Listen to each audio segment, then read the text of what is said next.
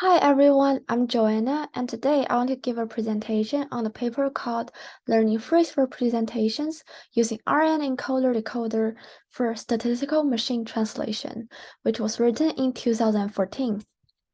First, I want to give an introduction to the background of the paper and some preliminary knowledge. Regarding background, I want to talk from 3 points.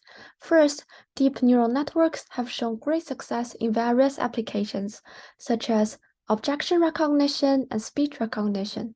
Second, neural networks can be successfully used in a number of tasks in natural language processing (NLP), including language modeling, paraphrase detection, and word embedding extraction. Last, deep neural networks have begun to show promising results in the field of SMT. There has been a successful usage of feed-forward neural networks in the framework of phrase-based SMT system. This leads to a focus of our paper, which is RNN Encoder Decoder. It is a novel neural network architecture proposed by the authors that can be used as part of the conventional phrase-based SMT system. I also want to talk about the definition of recurrent neural networks, RNN. An RNN is a neural network that consists of a hidden state and an optional output, which operates on a variable length sequence. At each time step, the hidden state of the RNN is updated by a nonlinear activation function, such as element-wise logistic sigmoid function, long short-term memory LSTM unit. An RNN can learn a probability distribution over sequence X by being trained to predict the next symbol in a sequence. And the output at each time step t is the conditional distribution written here. The second part of this presentation will be about the methods the authors used in the paper. Now I want to formally introduce the RNN encoder decoder. As told by the name, it has 2 parts, an encoder and a decoder. What is the encoder? The encoder is an RNN that reads each symbol of an input sequence sequentially. It is the lower part of the image on the right here. It maps a variable length source sequence to a fixed length vector. And after reading the end of the sequence, which is marked by an end of sequence symbol, the hidden state of the RNN is a summary of the whole input sequence. And similarly, the decoder is another RNN.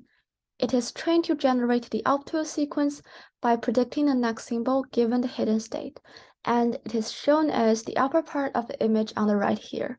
It maps the vector representation generated from the encoder back to a variable length target sequence of symbols.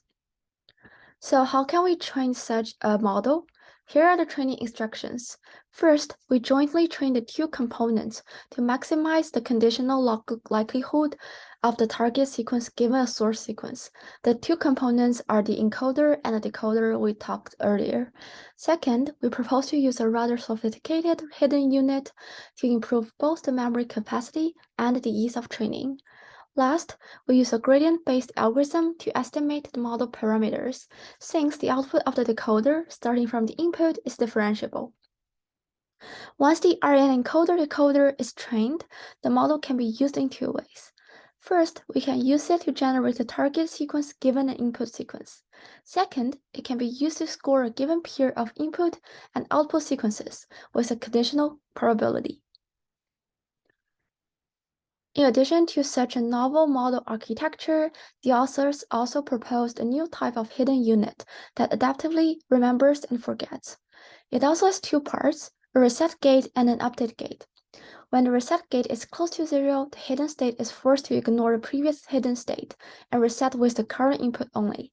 It is the R shown in the image on the left. It decides whether the previous hidden state is ignored. This effectively allows the hidden state to drop any information that is found to be irrelevant in the future, thus allowing a more compact representation, and this can help us do short-term dependencies. The update gate controls how much information from the previous hidden state will carry over to the current hidden state. It is the Z shown in the image on the left. It selects whether a hidden state is to be updated with a new hidden state, and this can helps the RNN to remember long-term information. So it depends on whether you want short-term dependencies or long-term dependencies. You make either the reset gate or the update gate to be more active than the other one. Now I want to talk about the experiments the authors have done in the paper. They trained the model to learn the translation probability of an English phrase to a corresponding French phrase. And they used the model as a part of a standard phrase-based SMT system by scoring each phrase pair in the phrase table. And they compared the model's phrase scores with those given by the existing translation model. So, as shown on the table in the right, we can see that these are the top scoring target phrases for a small set of source phrases according to the translation model, which is direct translation probability, and by the RN encoder decoder. We can see that the target phrases kind of are similar to each other, but actually there are some performance differences between the translation model and the RN encoder decoder. We'll talk about those in the next section. So the last part of the presentation will be the conclusion of the paper. I want to talk about the results the authors obtained. So the RN encoder decoder have some advantages and strengths. So it is better at capturing the linguistic regularities in the phrase table, indirectly explaining the quantitative improvements in the overall translation performance. Regarding capturing the linguistic regularities, actually, it captures them in multiple levels, at the word level as well as phrase level, which suggests that there may be more natural language-related applications that may benefit from the proposed RN encoder-decoder. In addition, the model is able to propose well-formed target phrases, and it learns a continuous space representation of a phrase that preserves both the semantic and syntactic structure of the phrase.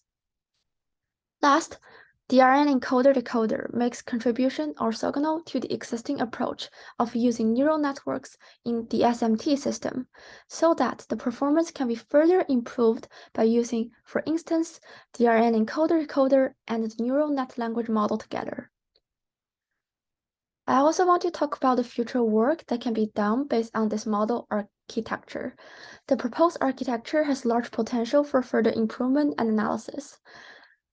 First, one thing that is not tried in the paper is that we can replace the whole or a part of the phrase table by letting the RN encoder-decoder propose target phrases. Also, we can apply it to other applications, such as speech transcription, since the proposed model is not limited to being used with written language. This comes to an end of this presentation. Thank you.